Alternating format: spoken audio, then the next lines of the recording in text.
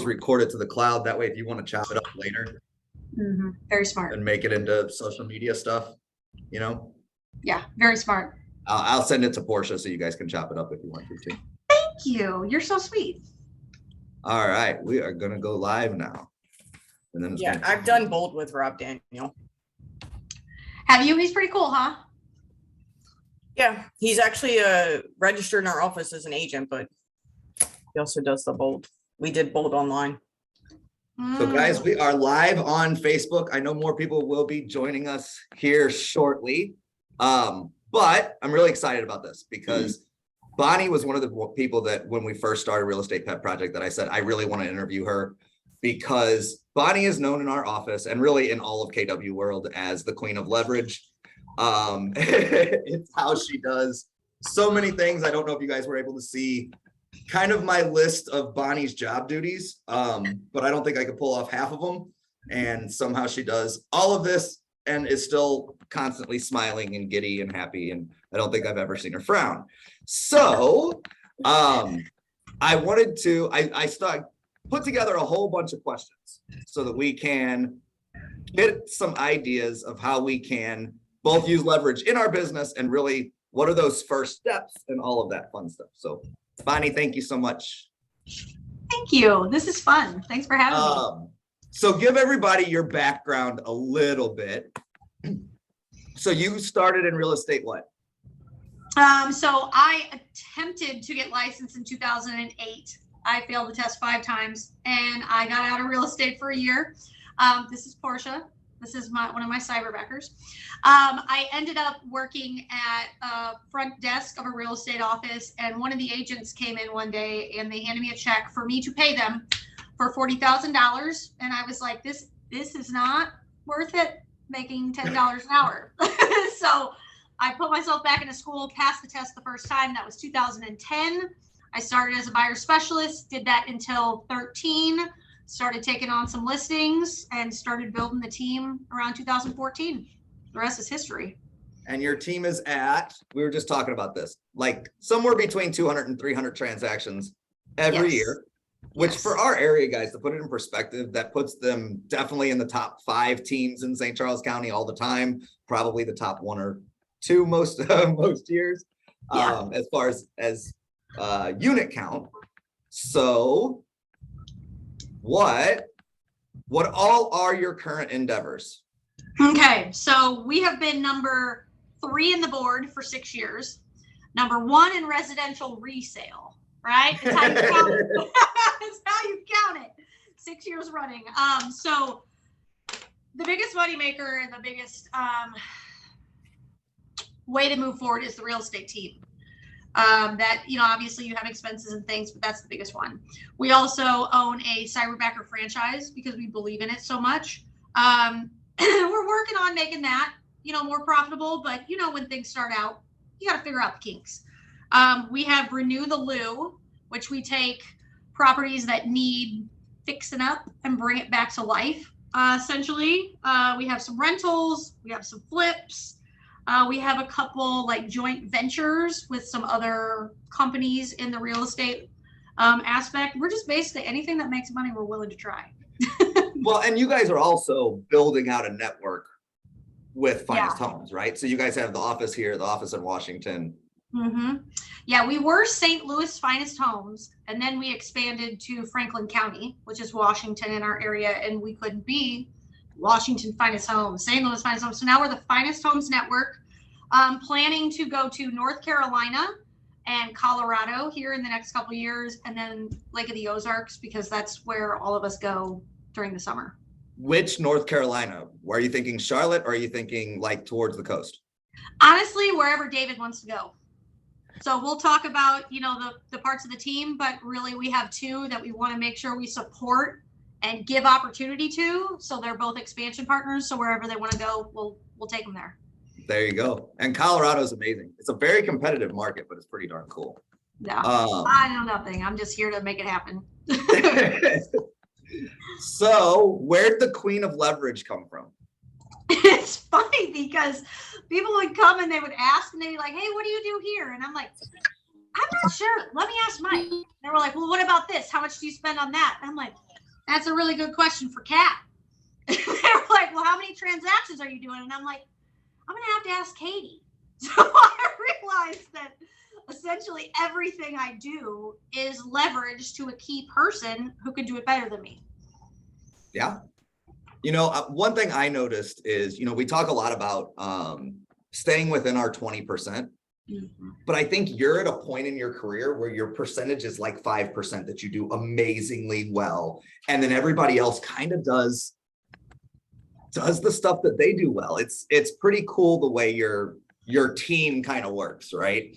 Yeah. And I will say, because I've been around Bonni since 17, people don't leave STL's Finest Homes. Like, they might graduate and go on to do their own thing, but I've never seen somebody leave and fail.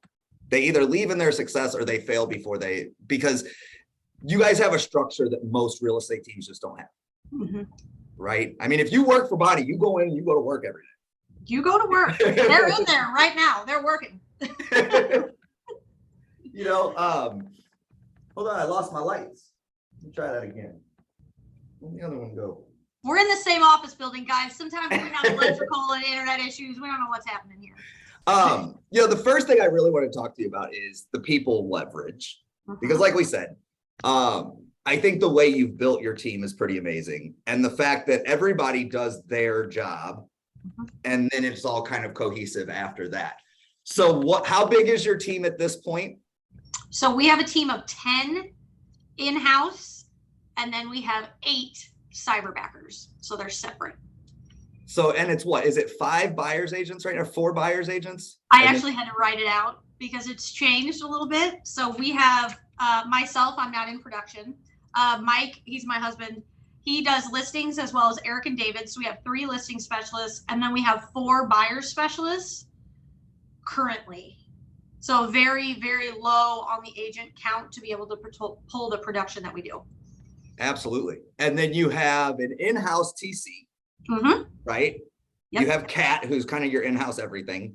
Director of Ops. And then who's the other? Who am I missing? 1, 2, 3, 4, 5. That's it. 10. Did I get them all? Yeah, me, I guess. Maybe I guess I was forgetting you. I guess you're kind of important to it. I don't know. I mean, they do all the things. What was your first hire? So everybody knows Bonni and her husband Mike run the team together, but what was your very first hire?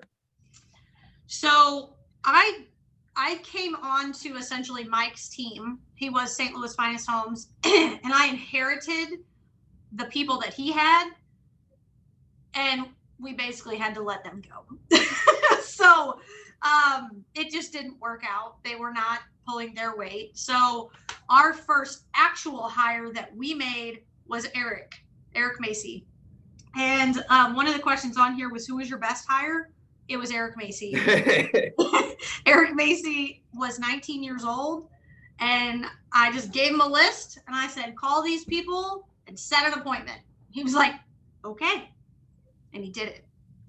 So that's basically how it kind of started, but we had to get rid of the people that we started with and kind of start fresh. What's your worst hire? Worst hire. I hope she never hears this. It's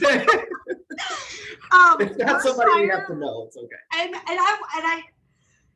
I had to ask. I asked Eric. I was like, "Hey, who's the worst hire we ever made?"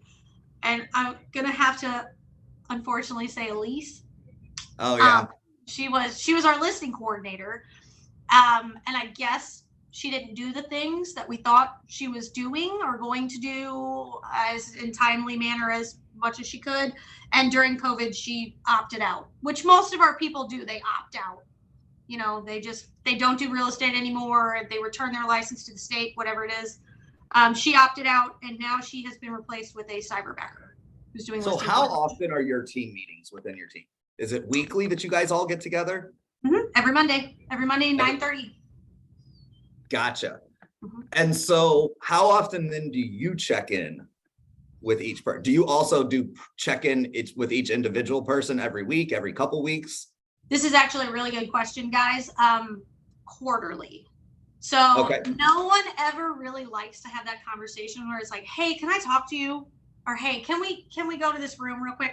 So we set it up at the end of every quarter. We go over the previous quarter, put them on probation, look at the numbers, do all the things so that it's a standing meeting they know is happening. So it's not like a, hey, we got to talk thing. No one likes that. Yeah. So, Yeah. and then what is the single biggest job outside of Portia? Because we all know, because if you guys don't know, Portia is on this call. She is one of Bonnie's cyberbackers, and she is Bonnie's everything, Yeah. right? She's your personal everything.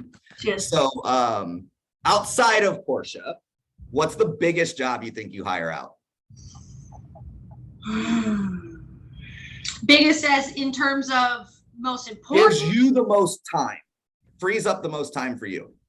Oh, probably that's all of them in their own way, right? Because, you know, TC, that comes with its own problems. You got to deal with all the stuff, you know, the appointments themselves, the consultations with the buyers and the listings. You're out on weekends and evenings. The tech, don't even get me started on tech. All of it. So guys, we didn't even cover the fact that Bonnie's also a mother of two, and not only a dog mom, but everybody on here will appreciate this. She's a husky dog mom. So she's just kind of crazy enough to deal with all of it. So I'm a husky dog dad too, so I get it. But let's get into tech a little bit. Okay. Because I know you guys have leveraged a lot through tech. Yes. What's your CRM that you're using? Are you? So, yeah. Interestingly enough, we are transitioning for the first time in 7 years. We had Boomtown. The problem with Boomtown is that it never advanced. It came out of the gate swinging, and they haven't invested anything to move with the times. It's been 7 years now. So we're getting away from Boomtown. I don't know. I mean, I guess they know. They hear this. Sorry, Boomtown, if you hear it. I don't know yet. But now we're doing Chime. Does anybody remember Chime? Absolutely. No, Chime is cool. And I hear that it integrates with Sly Broadcast as well as Calendly. So those are two expenses that you can cut immediately by getting Chime. So, and it does what Boomtown, and I don't even think Commands can do this just yet, is send out the automated texts and the calls and the emails during birthdays, anniversaries, da-da-da-da-da. For Boomtown, it would tell you to do it, but now it does it for you, which is huge.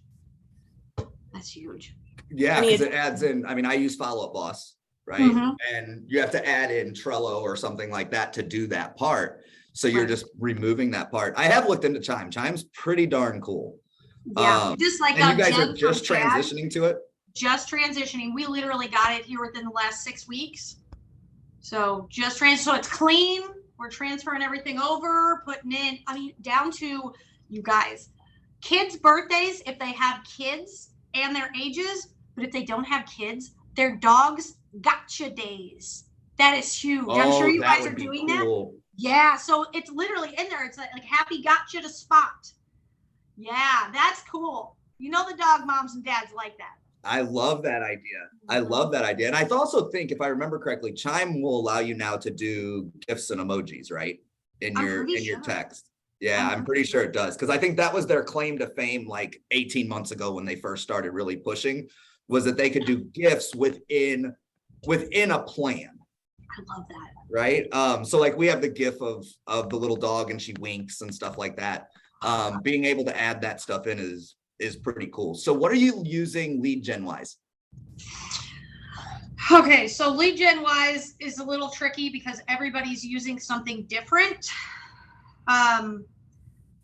So just to kind of rattle it off, Facebook, of course, the ads that come in. Right. Got rid of Excel Web. We did have that.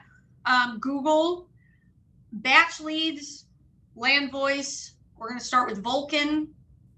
And those are all to get the numbers. Sly broadcasting it out. And then we did have Mojo for a dialer. I think Chime has a dialer. but I like to personally dial myself, so I don't use that. There's a lot of different things based on whose job description is using that. I mean, we even use like Broker Bay, which no one's ever even heard of. Well, and to be clear, your folks prospect every day. They better, right? I mean, that's part of the rule for being with STL Finest Homes, right? You prospect every single day, whether it's called whatever it is doing, you're prospecting every day. Yeah, every day we either have to have 2 hours of lead gen, 10 to 20 contacts, depending on what those conversations were, or 1 appointment. If their first dial is 1 appointment, they're done for the day. But most of them are going to keep going because you got momentum. But yeah, you have to. So worst case scenario, they're using their phones and going in through the contacts. Doesn't matter to me as long as it's getting done. Absolutely. System leverage. So we talked about this a little bit because, you know, being KW people and really anybody in real estate, if you haven't read the MREA, you're missing out drastically in what your business can be. Yeah. Right. I think most people read the MRA and don't even, when they come into it, don't realize that there are $1 million agents, that there are multi-million-dollar teams. You're one of the people that I know that followed the MREA pretty darn strictly, right? Outside of, I guess, hiring an admin first, because you hired Eric first, right? Yep. But looking at those systems, because obviously that gives you a ton of leverage. Mm-hmm. You still use all of them, right? You still use a 36 touch. You guys still use 411. I mean, I think you and I have done a 135 together for my business, right? Yeah. What's your favorite one to work on with people that you're with? Is it the 411 or is it 135? So you guys understand 411 is breaking down everybody's tasks into their single most important, and 135 is a quick business plan. What's your favorite one to sit down and do with people now that you've done it with 200 people in our office? Yeah, I really like the 411 because it's easy to say, okay, we've got this one big goal and these 3 strategies and these 5 ways that we're going to do each strategy. But I feel like a lot of people get lost in the weeds with that. It's a good basis to build the 411 into, because the 411 is what are we doing every day? We're not doing the things we need to do every day. We're not moving the needle forward. So I like those micro leading indicators, because then we know that the 135 is going to be accomplished because we're doing things on a daily basis. And it's probably best for finding the leverage in your own business, right? Because if it's not one of those one things, then there's not most of that stuff you can leverage, right? 100%. And it's so much easier too, because you don't have the stress of everything. Just a couple things that you are really great at doing and that give you energy. That's the biggest thing. If anybody hasn't read the MREA, please message me and one of us will send it to you, because it's absolutely, you should be reading it. I think I try to read it twice a year, right? Which is, again, another KW rule. So how many times have you done it? Done what's that? How many times have you read the MREA? Because we always say like that's how long you've been, that's your grade level, right? 8, maybe? 8. Yeah. Yeah. There it is. Everybody's got it all chopped up and yep. That's it. It's all beat up. That's the way it should be. What questions does anybody, Erica or Beverly, what questions do you have for Bonni so far that you can bounce off of her? So Bonni, I'm really curious to know about the cyberbacker, because like I'm a self-admitted control freak. So having somebody that's not literally right there near me, but is someplace else, like I can't figure out how I can wrap my head around that. It's like same thing with how do you build a team and like you have all these people that are handling things and not, I don't know. I'm just such a control freak that I think, oh my gosh, I don't know if I could let go enough. I 100% agree with you and was there. So we're all in the same club, right? So I'm on a Facebook portal right now that will follow me around the room, that can hear me as I move about. I have my laptop here. So Portia is with me on Zoom all day long on this portal. So it's almost as if she's sitting here with me. Right. So we're working together. And I'm working away and I'm like, hey, can you remind me that I need to text Joe about the Zoom meeting that we're doing on Thursday? And she just texts Joe about the Zoom meeting we're doing on Thursday.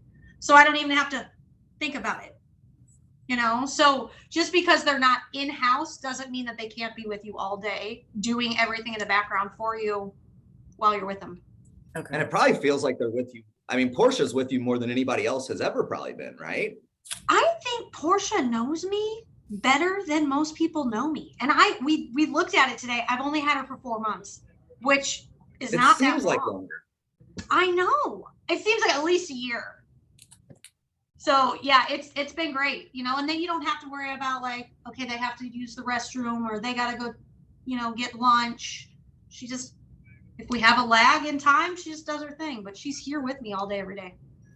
And Craig from Cyberbacker has one similar to that too, where he uses his Google glasses and all of this stuff. So we'll talk about that, but it's definitely, I mean, I could say I have a part-time Cyberbacker that gets more done than any full-time person I've ever hired.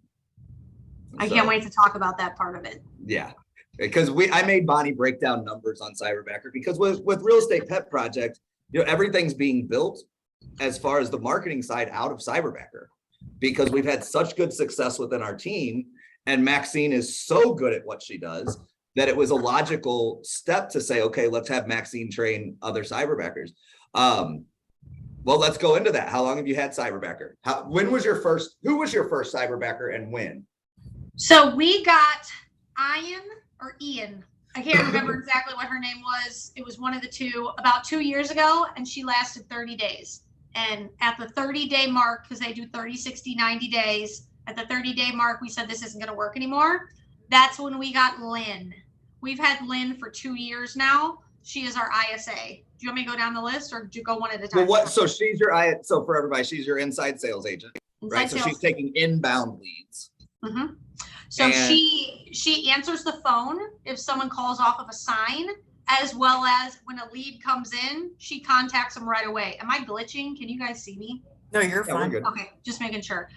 So she calls them right away, and her main job is to set up buyers consultations and listing appointments. And the goal of that is at least 15 a month. And do you guys hit that goal pretty regularly? Pretty regularly. Yeah. Mm-hmm. Because that seems, I mean, that's big. If you're getting 15 appointments, even if you get a third of those, you're quadruple. I mean, you're 10 times what you're paying that Cyberbacker. Yeah, and you don't have to worry about the guys being out on a showing or on the other line when a lead comes in. It's speed to lead, so she's there, ready, right? So it makes it really easy to kind of convert it. Yeah. And what was your second one? So then we got Nicole. She was about a year ago. So she replaced our listing coordinator, Elise, in 2021. So and guys, she's a listing coordinator. Like, let that sink in for a second. The only thing she can't do is deliver a sign, but she's in the MLS. She's making marketing materials. She's setting up showings. She does all the things that an in-house listing coordinator would do, except deliver the signs. Yeah. So how many do you have? So you said you have 8 now? I have 8.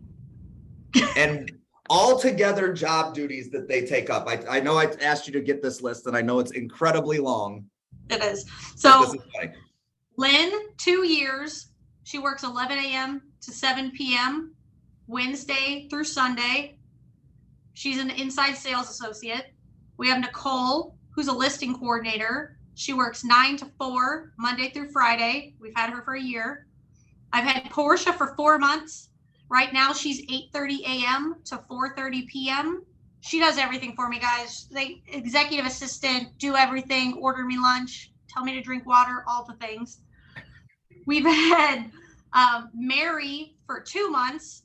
So she's an OSA, and she's calling expireds, absentee owners, wholesale properties, people that have died where the house is just sitting, trustee situations.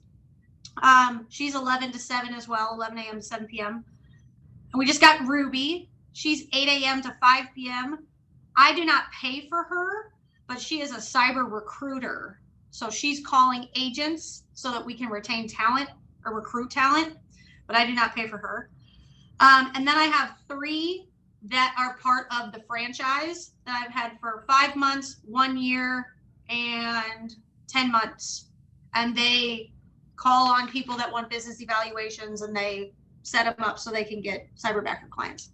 So what do you think they take up business-wise? How much percentage of the total business do you think your cyberbackers take for you? It's got to be close to 50% of everything. It has to be. It has to be. Because the sales guys, all they're doing is doing the consulting and the appointments, going and showing the house, negotiating the contract. That's it. Yeah. So it's opening them up to just, I mean, to prospect more, right? Yep. And stay focused on the 5 job descriptions, right? So you're really just splitting up everybody into a different 5% bucket. Basically. You know, what's your single favorite thing? And I'll give my favorite thing about cyberbacker, but what's your favorite thing about cyberbacker? So right now, with the time that I spend with Portia, she can reply to people in my email, my text, Facebook, Instagram, whatever it is, and they literally think it's me because she has learned my mannerisms, the way I talk, how I end sentences with exclamation points and smiley faces. Literally, like we cloned me and she's just working. That's great because you don't have to take the time to do the things and be you. You got somebody to do that for you so you can do the things you want to do. Absolutely. And I'll say my favorite thing about cyberbacker is, you know, I hired Maxine to do things that I wasn't good at. And so it made no sense to me to hire somebody to do things that I wasn't good at and then have me train them. That seems incredibly counterproductive to what the end goal was. And what I like about cyberbacker is I can say, hey, we need to learn this. And they go, I've got somebody that can help teach that can help you learn that. So for me, that was big for me because it didn't do any good for me to train somebody on how to do stuff that like me training somebody to do paperwork. You've seen my paperwork. You know nobody wants that. I don't even have the mental capacity to even call a municipality and no. Yeah. No. That is not where I need to be spending my time, you know? Yeah.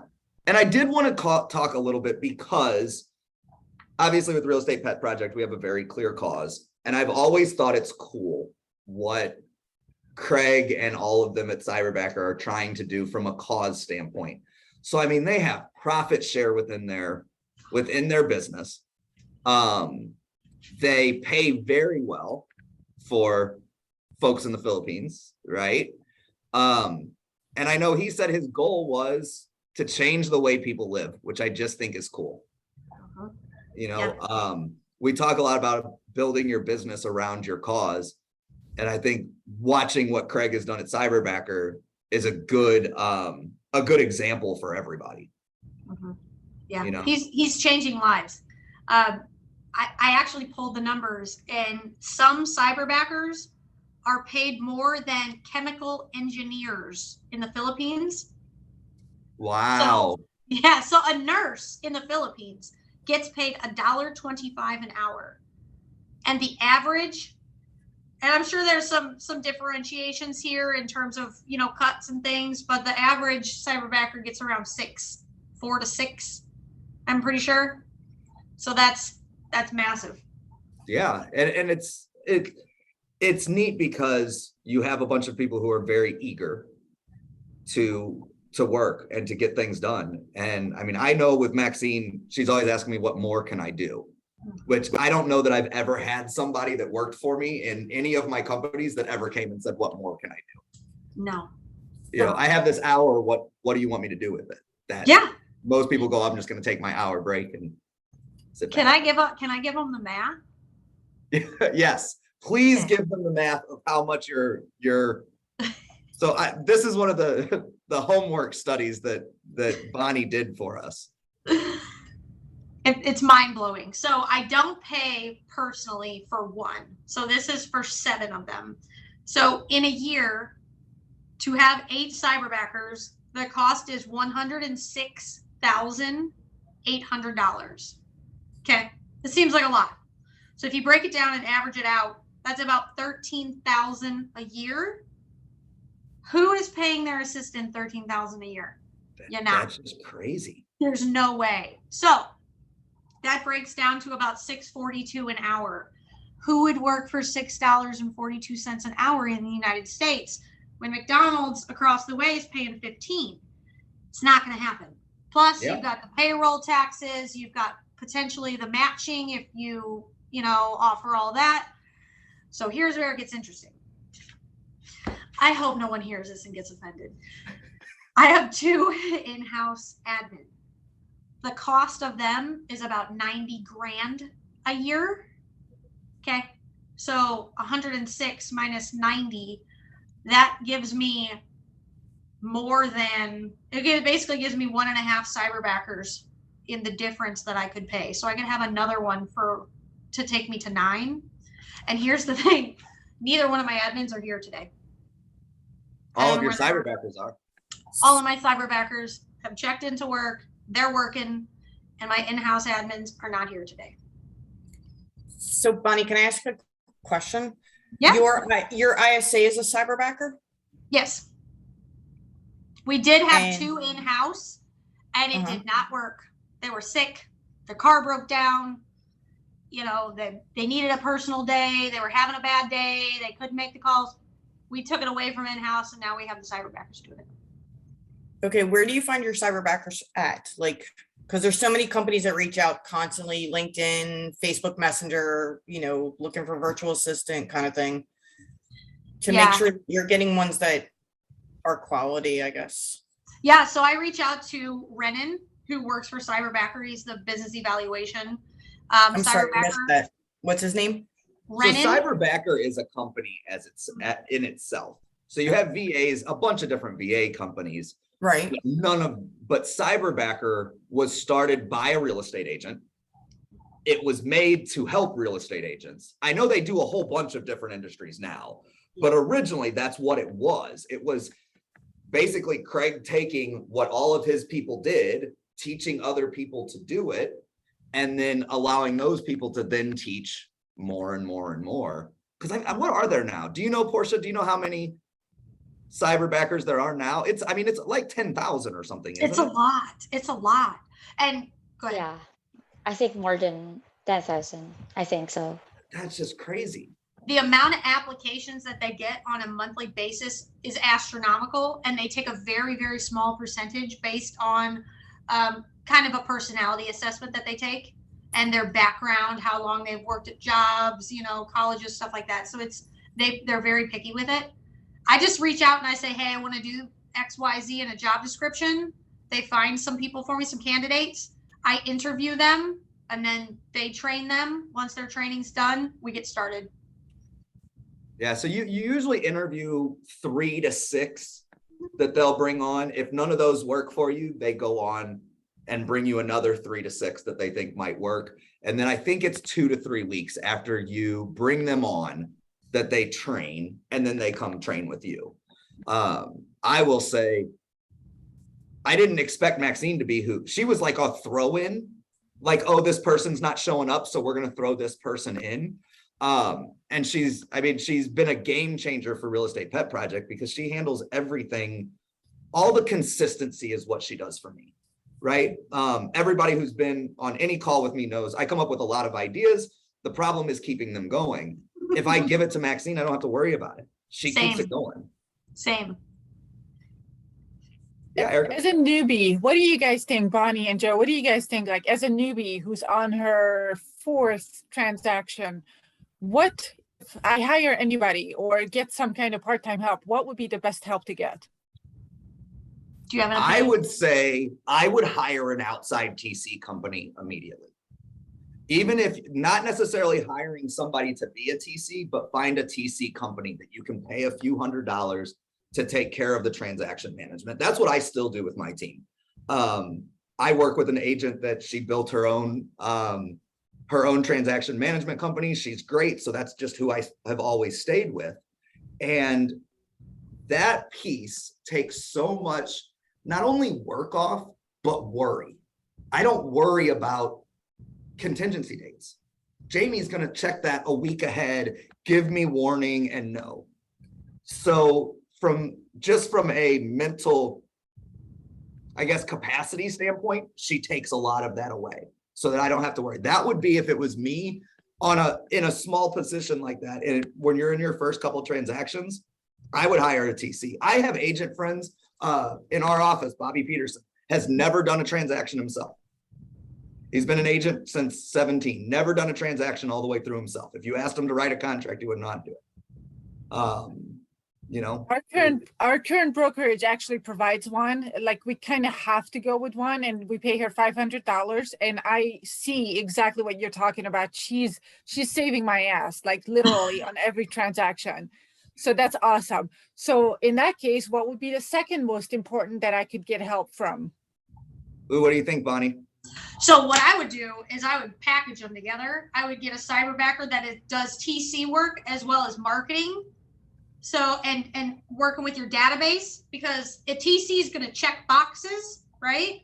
Take away all that so you can continue to lead generate, call your past clients, things like that. But somebody that can get in your database, set up the 36 touch, make sure that your marketing's on point, your signature, your logo, all of that, tie it into one role. Because if you're paying $500 a transaction, you have 2 transactions a month, which is great. And I mean, who doesn't want to do 2, 4, 6, 8? You're paying the same amount you would pay for a cyberbacker, and you would get more services. So that's just my opinion, because I think when you're still like a couple transactions in new, you really need to be getting that lead generation in so you can have those objection handlers, the scripts, know what to say, the dialogues. That would just be my opinion. That's what I would do. Yeah, I agree. you local, I think that Bonnie? marketing. Sorry. I'm in St. Louis. Oh, okay. For some reason, I thought you were in Colorado. I would You love guys to were be in talking about. Colorado. That's one of her Yeah. expansion markets that's coming up, I think. Oh, really? Yeah. I'm in Colorado. Well, we should talk. So Erica, did you say that your brokerage provides you one, or do they require you to use someone at $500? Because that's a lot for a TC. A lot. For each transaction, is it? Yes. Yeah, I mean, I pay A lot. 300, and she also does my like listing entering and all of that stuff. That's the other thing. Mess up. Yeah, I you should paid- add that in too. I pay 300 as well. So even Yeah. accounting for the difference in like Colorado to St. Louis, I still think it's high. I agree. All right. And do they require you to use their TC, or can you use whoever you want? Now, well, I mean, I don't have to use her, but they recommended her. She works with most of our people. And I did get along with her. She did my first transaction really well. You know, we're on the second one now. So it's a good relationship, but I'm open, you know, to saving money, saving energy. Let me reach out to Jamie, because my TC is licensed in, I think, 7 or 8 states now. Let me see if she's done Colorado, because the only one she won't do, she said she's never doing California. So all you California people, tough. She said she's never doing California because of the rules. But she said any other state, if she's got clients, she'll do it. But that's what you need. And like Bonnie said, so a full-time cyberbacker, your first full-time cyberbacker is $1,300 a month, guys. Like, that's for full-time. I mean, everything Maxine does, she does in a part-time capacity for me. So once you've hit that 2.5, 3 transactions a year or a month, you're better off paying a cyberbacker. You are. You know, you're going to get a lot more done, and they do it your way. You know, if you're coming into a TC service, it's been a TC service for a long time, it's going to be done their way, not your way. Right? What other questions does anybody have? So I have another question. Bonnie, we have a lot of foreign national buyers here in Florida, of course, with the investment Airbnb market. With the ISA, like, would there be a language, like, would I have an issue with a language barrier? Because I actually have it sometimes when I'm talking with clients. Yeah, that can get tricky. I'm doing some things right now with Canada, and I Right. have someone that speaks kind of different languages, not fully Mandarin, but she can Right. like speak the Mandarin language a little bit like up there. And then you just have people that are all hands on deck when you need somebody that you can't quite connect with. But for me, I haven't had too much of a language barrier. The biggest thing with the ISA is making sure that when that phone rings and that person picks up, you don't have the delay that you would normally have with like a call center type thing, which is why I like when they dial themselves, because then it's just right there. And as long as they have the right scripts, they can ask the right questions. So not too much of a language barrier there. But that is something that you can talk to Cyberbacker about, and they will get on the lookout for somebody who can speak certain languages. Right, because I know in our office, we have 35 countries represented, 19 languages. So when I encounter someone who speaks Portuguese, there's an agent that I'll partner with in there for explaining contract and such, because I don't want to try to think that I'm explaining it correctly or even the process. So we partner up together.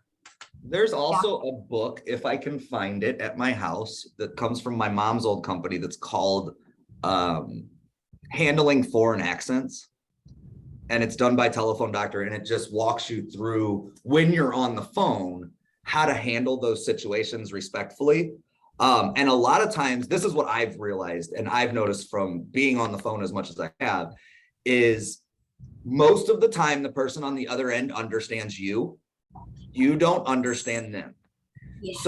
So what you need to do is you need to slow down the way you speak, and they will slow down, because it's usually that they are saying the right words. It's just every other language speaks way faster than we do. And so we just our ears don't keep up with it a lot of times. And so a lot of times it's just saying, can you slow down a little bit? Or I'm having trouble. I'll see if I can find that, or if I can even get them to do a class on that, because I think in real estate, especially now, it's even that much more important. We have a lot of people that come in from the UK. So from talking to them over the years, like, you almost have the UK to American dictionary, where I start to talk like them. And people are like, are you from the UK? I'm like, no. It's mirror and matching, right? Yeah, exactly. Yeah. So Bonnie, what's next for you? What's the next endeavor that you haven't dove into that you're like, ooh, I need to do that? Do you guys do short-term rental yet? No, but but this last weekend we did look at one, and I was like, man, this is really good. So that's on the docket. My biggest thing right now is I really just want to dominate the expired space and the for sale by owner space. I literally want to be the name that you see on every single one that comes up. I want people to not even call them anymore, because they know that I'm going to get them. That you or Mike or Eric beat them to it? Me. You're going to do it. I'm going to make the calls, and I'm going to send them out. Because I don't want to have to deal with going to the house. Oh yeah, your green carpet is beautiful. And then we get an offer. We have to do a price reduction. I don't want to do that stuff. So I literally want to just set up a system and dominate the fact that I'm going to get one of my guys out there, and they're going to close it. That is literally like all I can think about right now, because there's so many of them coming. So many. You know, so what's interesting is a lot of agents, it seems like everybody kind of wants to, like, everybody looks for a way to leverage lead gen, right? Because it's the part that people have so much pain in, right? Where my goal is to only lead gen. My goal is in 5 years, I want to lead gen for 2 hours a day, and the rest of the day do whatever the heck I want, right? Because I know if I lead gen for 2 hours a day, every single day, we do great. And it's interesting that you said that too, right? That you're not wanting to leverage out your lead gen. You're wanting to leverage out everything that happens after that. Everything else, all the late night calls, the weekend, the basement flooded. I don't care. I don't want to do that. I just want to literally provide opportunity. And my systems and my people are going to do like the past clients, the SOI, the system portion I have set up. All that's going to be taken care of. So the one thing, right, that I can do is take non-Mets who kind of have already raised their hand and turn them into Mets and send my guys out and make them clients. It's market share, right? Right. And you know, newer agents that have been in less than, I don't know, 5 years, depending on your area, they don't know the first thing about for sale by owners, expireds, how to any of that. So it's ripe for the picking. It's gold. That is literally, there's so many other things we can do, but I think that that's the biggest dollar per hour activity. Yeah, I agree with you there. I called my first expired in 3 years, and I mean, they're listed. So yeah, it was like, I hadn't done it in so long that I just forgot. And I was just looking through, I'm like, oh, this is weird because it's out in Silex and it's on acreage. It's a mini farm. It's right up my alley. Yeah. They were using a little small agent up there who doesn't market to the city, which is where all these people are coming from. But yeah, it's interesting because I don't think most agents are even back to doing it yet. No. What most agents don't even know what happens when the listing doesn't sell in the first weekend. Yeah. They don't know how to service, how to do showing feedback, how to get a price reduction, what happens when it's been on the market for 2 weeks, 30 days, 60 days. So if we can get so far ahead of that. They don't know how to take good photos, write good descriptions. The photos appall me here, but the descriptions are even worse. I'm working on a neighborhood right now. We have some clients that need to clean up their, almost $2 million house. But I'm looking at the competition every day to see what's there. And the agents are also the owners that have these properties listed. The $1 million house has 2 lines. Luxury $1 million house with many upgrades. Won't last long. I hate that phrase, won't last long. I hate it.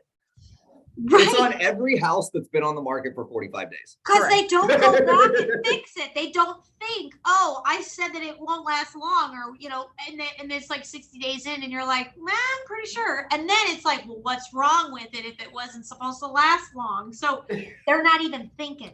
They don't know. And one of them expired. Again, there's like 3 of them that are owned by agents. So his expired and he put it right back on, did not change the photos, did not change the description, did not change anything about it. It's the lowest price. It's $1,050,000. The toilet seats being up in the houses makes me so freaking insane. When I teach in the office, I'm like, if I see your listing with a toilet seat up, like, I'm going to come find you. Like, don't do it. It's disgusting. Yeah, next time try to get him a referral fee. Be like, hey, I'll give you a referral fee on your own house, but let me actually get it sold for you, man. I know, it's insane because we already sold one over there for 1.2, and the clients were Brazilian, so I had the help of the agent in my office, and like now we work that neighborhood together. I'm perfectly happy with that. Yeah. But I say, look at these. I send them to her. I go, oh my gosh, look at these. It's also, I get appalled, and I don't know what it's like where you guys are at, but agents here, I know it's hot in Florida, but the way they dress, I'm like, we're not going to the beach. Are you joking me? Like today, I'm in a t-shirt and shorts, but I've been home doing lead gen and paperwork. I'm not going anywhere today. Mm-hmm. But if I have to, I go get my real estate phone book and flip it around and go get changed. I literally have an extra shirt and a blazer here, like ready to go, just in case. Right, but like at the $1.2 million house, we had an agent come in who literally had just come from a workout. So that I mistaked her client for the agent, because the agent goes, would it be okay if I did a video? And I'm thinking, I did Matterport, it's online. And I looked at the client and said, can you send the Matterport to your client? And the agent goes, no, I'm the agent. I went, oh crap, okay. But she was literally no makeup, hair thrown up, in a tracksuit, like a leggings, tracksuit. And I was just like, OMG, you made this appointment. You knew you were coming here. This wasn't a drop-in. Well, and I think that you're going to start seeing some changes within the market, right? We were talking about this earlier, Bonnie, that, we are already seeing, because Bonnie being team leader and I'm an ALC member. So we already see like the numbers as people come in and out of the brokerage and the number of people that are just changing brokerage, right? So you have like a year of everybody changing and then the next year everybody goes out. So it feels like we're halfway through that year of everybody changing brokerages. I don't know if we talked about this yesterday, Joe, but John Finney, did we talk about him? Yeah. Yeah. So John Finney was one of my guys on my team. He got rookie of the year last year. He literally just sent his license back to the state and got a government job. Rookie of the year. So yeah, you're going to start to see a lot more of that. Yeah. Sorry, go ahead, Joe. No, go ahead. I think you're going to, as this shakes out, all of those things become that much more important. How you're writing descriptions, how you're doing photos, if you're doing Matterport or Ask a Room or any of those things, all of those things are going to start, because when a house expires, the easiest way is to say, okay, what didn't the other person do that you want to see done? And if you're already doing those things, it's fairly simple. Yeah. It's fairly simple to then close that and say, I'm going to do what that person didn't do. Right. But I think a lot of agents either never knew those things had to happen, or that's how people were doing 1% and 2% listings. Right. I'm going to do a 2% listing. Well, yeah, because you're not taking photos. You're not doing half of the work. Well, they're also cheap. Like, they don't realize you have to spend money to make money. You need to invest in the marketing. You need to show your worth. They don't do that. Like, agents ask me all the time. I'm like, we live in a market where a lot of the people that relocate here are coming from other states. So Matterport's invaluable on any listing I do. It doesn't matter the price point, because that person's going to look at it sitting in New York, in Chicago, and that's going to prompt them to want to call, because they can kind of see what it looks like as opposed to looking at pictures. But I'm also like, I'm very methodical about how I put my pictures in, so they tell the story to go with the description.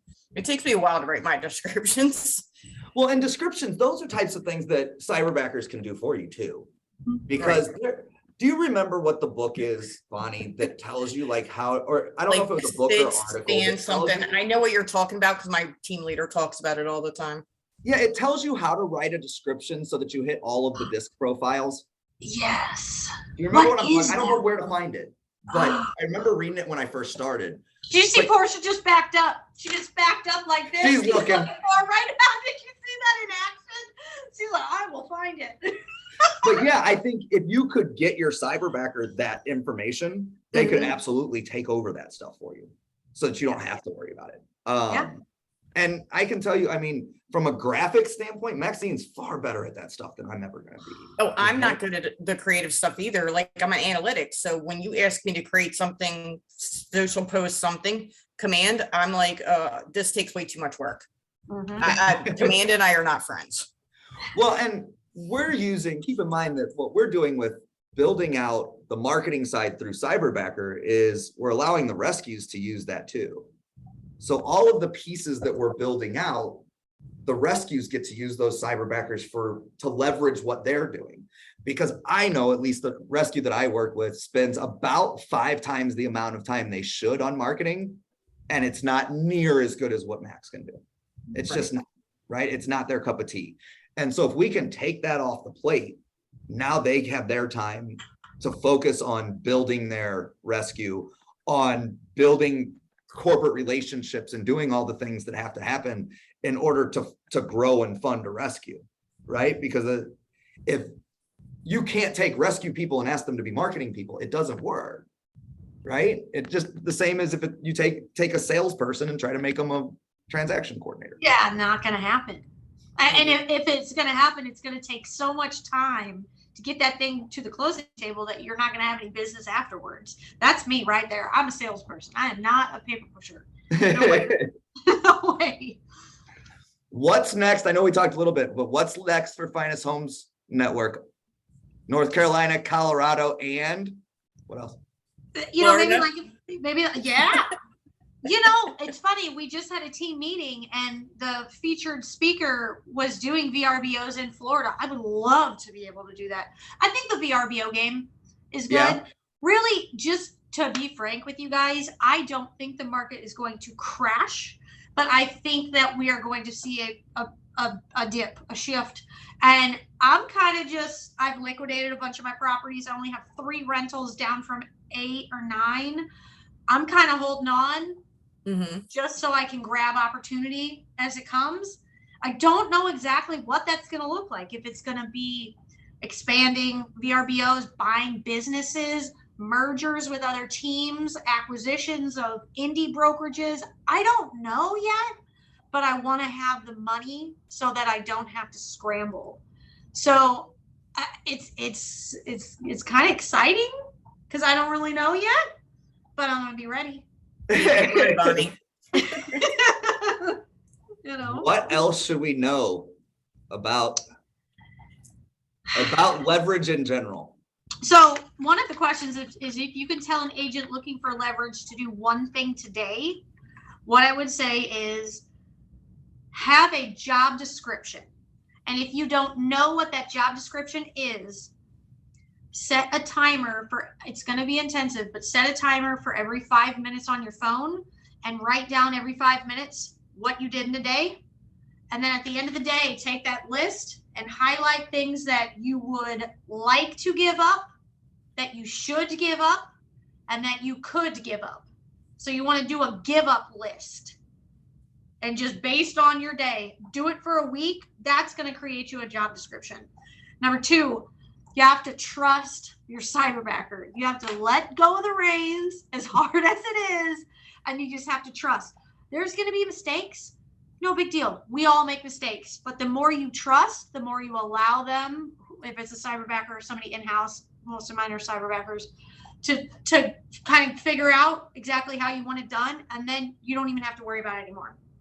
The third thing is spend time on the front end and verbalize how you want it done. So with Portia, for example, who is my favorite, sorry everybody else, but literally we'll sit on Zoom and I'll be on the computer and I'll be like, okay, I am going to email back Joe and I'm telling Joe that da da da da da da. And so she's sitting there, she's learning, right? Like I kind of said before, take that time on the front end, because then once you trust and you let go, she's just doing it. A lot of people don't want to trust, don't know the job description, and they end the relationship too early before you get to that sweet spot. And what's your phrase that you always lose? Is it slow to hire? Quick to fire. Right? Slow to hire, quick to, like, I think you guys do a very good job, even with your in-house people. Like your hiring process is extremely intense, right? It takes just the right person to fit in. And I think that's probably why you retain talent the way you guys do. Yeah. And you know, we're like, hey, what do you want your life to look like? And we have to make sure that our vision is big enough to fit their vision in there. And we do a very intense 30, 60, 90. So we have Dylan. He's another 19-year-old guy. I just brought him in like 2-3 weeks ago. We already have his 30-day, his 60-day, and his 90-day in the calendar. And at that 30-day, we're going to say, okay, how do you feel about us? Do you still want to move forward? Cool. Well, you know what? Fortunately, we still want to move forward with you. And this is what we're going to need to see in the next 30 days for it to be a win-win in 60 days. So it's never a, hey, they're on the team immediately and you're off to the races. We're constantly like, is this working for us or is it not? And that's the way I feel like a partnership should be with anyone, right? It's a win-win. And if it's not a win-win, then what are we even doing? You know? So I think what happens for a lot of people is you get stuck in being the employer, right? And you have to be able to take that step back and say, my job isn't to employ that person. My job is to take care of my clients. And is this employment working to do the job? And I think we miss that a lot as you start hiring people. Right? Yeah. And at a certain point, the buyers and the sellers are no longer my clients. My clients are now the team, the cyberbackers, the admin support, you know, those are my clients.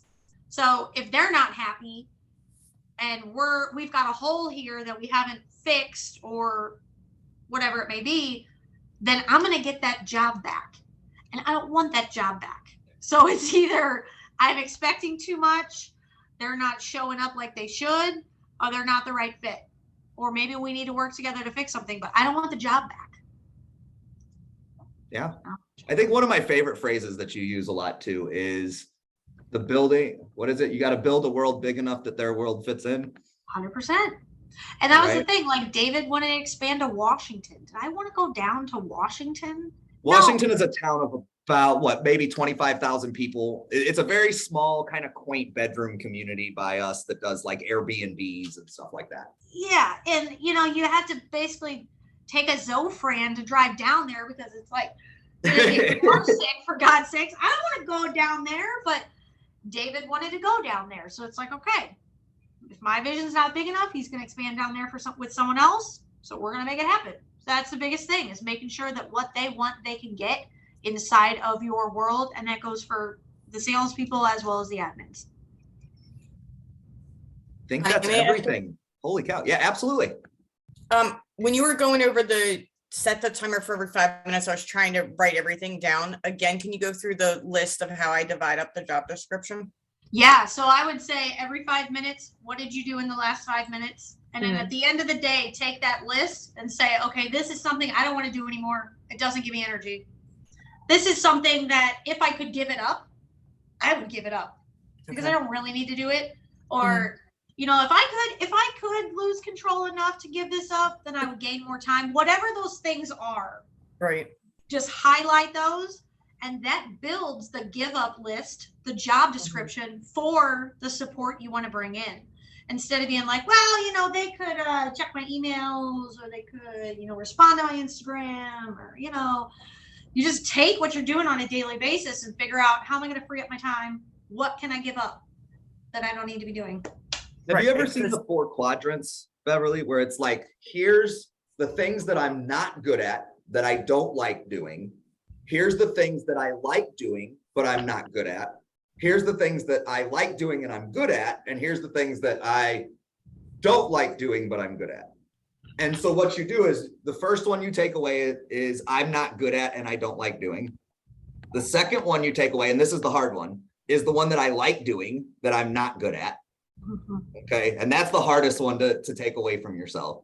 Then you take away the things that you don't like doing, but you're good at. And then you're left with the things that you're good at and you like doing. And you've already built out your 3 other positions. That's a neat one to do, just as a practice for you. Yeah. So you can see, like, going forward and give yourself a little vision of, what does the world look like for me 5 years from now when I'm only doing this piece? That's kind of where I'm at, because my son just graduated. I'm a single mom, don't have to deal with the early mornings, the fighting homework, that kind of stuff now. So I'm like, all right, it's time to like move on, grow this, set a life goal for myself that's bigger than it has been, because I have a lot going on with just that part of it. I don't know how people do it with many kids and they're a single mom, because it's been a lot with just the one. It's it's a lot with a husband too. Let's be honest. It's just like having another kid. Yeah, they know. At the end of the day, is what does a life by design look like for me? You know, Right. And I don't want to have to call municipal inspectors or ask for lien waivers or get out at 7:30 p.m. and go to a seller's house who's just going to say, hey, I'll do it for 3%. You know, what does a life by design look like for you? I want to do what Joe just said. You know, you come in, you stumble in whenever you feel like stumbling in. You know, you make your calls, you set the opportunities, you give them to somebody else who's grateful for you, and then you can go. That's Right. great. I want to That's do a that great from the, life for me, you know? I want to do that from the beach. Like, that's my ultimate, is to buy a property at the beach. See, I want to do it from an RV, so that I can go wherever I want and just every morning wake up, do my thing, and go about and go on the road and go to the next place. You know, Because that is your highest dollar per hour, is being good on the phone and being whoever you're calling. That's the biggest dollar per hour. So, and just like you said, Joe, everybody wants to give that up. That's when you're going to take the biggest hit, because if you're really good at it, hiring somebody to do it for you doesn't make a lot of sense unless you're completely out and you've Well, sold and the the business. people that are and good you're at it are getting expensive. dividends. Yeah. The people that are good at it, I mean, to hire a good salesperson, you're paying them commission. And I can tell you, if I was coming in to somebody's team just to do lead gen for them, I would be asking for a pretty high percentage of that commission because I can. Mm-hmm. Because So really, the that's highest why people paid, come to join your team anyway, right? yeah, and the highest paid cyberbacker is somebody that is doing that, hitting the phones. You know, so whether it's an agent that's in here or, you know, some type of support you bring in, that is the highest paid position. So if you can leverage everything else out and just be the one that people say yes to, sign me up. And I can say leads, you're going to care for your leads more than anybody on your team ever will. Right. And it's just, they don't see the dollar that's being spent on every single one of those. So I think that's something that I learned from having those on my team and things, is that the leads aren't valuable to people. The money is, but the leads aren't. And as a business owner, you value those leads. I value those relationships huge. Yeah. Because those relationships are referral relationships that keep giving. Well, and Portia helps you with like personal stuff too, right? Like ordering lunch and all of that. You guys, she's like, you've been Hey, sitting you better too go pick up your long. kids. Yes, yeah. You know, you've been standing too long or sitting too long. You need to have lunch. Yesterday, I was like, man, I really need some coffee. She's like, I can DoorDash you a venti. You know, all the things, you know, like even the birthday stuff on Facebook. I've gotten a lot of people that have just said, hey, thank you. By the way, I'm thinking about XYZ. And I'm like, I would have never gotten around to doing the Facebook birthdays every day. Even on Fridays, we look at Saturday, Sunday, and if there's a holiday on Monday, she sends those out. I'm not gonna. It's just not gonna happen, you know? So it's just finding out what works for you. And you're right. All those things are things that I try to manage. I try to balance all the balls in the air, and there's always something that falls or a few things that fall because I can't be all places all the time. I can't be, you know, my son's like, Mom, I have this lump on my leg. I think I have a tumor. That was our conversation today. And I'm like, I don't really think that you do, but like, here's the doctor's number. Like, feel free to give him a call. See, if you had Portia would just be like, hey, what's the doctor's number? And I'll give him a call. You guys, Yeah. So my son is about to turn 5 and my daughter just turned 3. And I hate to say it, but I had not taken them to the dentist. It was just on my list and I never got it done. She literally just likes dentists. She researched pediatric dentists, gave me a couple, said, I think this one's the best, literally called to set the appointment. I think she even did for me and just said, okay, this is the date. It fits into your calendar, you know, because here's the deal. And I love that you used your son there. Some of those balls are rubber. And if you drop it, they're going to bounce. Right. Some of those are glass. And if you drop it, they're going to shatter. And all the amount of glue in the world is not going to fix those balls. Mm-hmm. So the balls that are rubber, somebody else can do those so that you can pull those glass ones in and keep them safe. Yeah. I mean, this morning he was just, you know, I'm trying to teach him, like, it's okay for you to make those appointments because you know your work schedule. I don't. So it's kind of like playing middleman. Mm-hmm. So I'm like, but of course he's out with his friends. So it wasn't that huge of an issue. It's like one of those, Mom, I need your attention. So I have this thing. And can you give me, like, feel sorry for me for a little bit? I love it. I love it. Well, Bonni, thank you so much. I really appreciate you. You know that. Thank you. But I really appreciate you coming on with this and talking not only leverage, but cyberbacker and all of the fun stuff that's coming up. Yeah. One last sign off. What's your favorite quote, Bonni? What's your favorite one? Portia, what's my favorite quote? I think I stole 2 of them with the world thing. You did. You did. Super simple. Do unto others as you would have done to you. 100%. Do unto Probably others. the one that a lot of people miss in real estate. Were you going to say that, Portia? Bonni always says life by design. So Life it's by motto. It is life by design, not by default. Life by design. See, I should have just let you go. No, that's it. Good call. Well, awesome. Thank you so much for coming. Thank you everybody Thank for you. watching. We'll do a little wave. And as always, have your pet spayed or neutered. Thanks, Bonnie. Take care, guys. Thank you.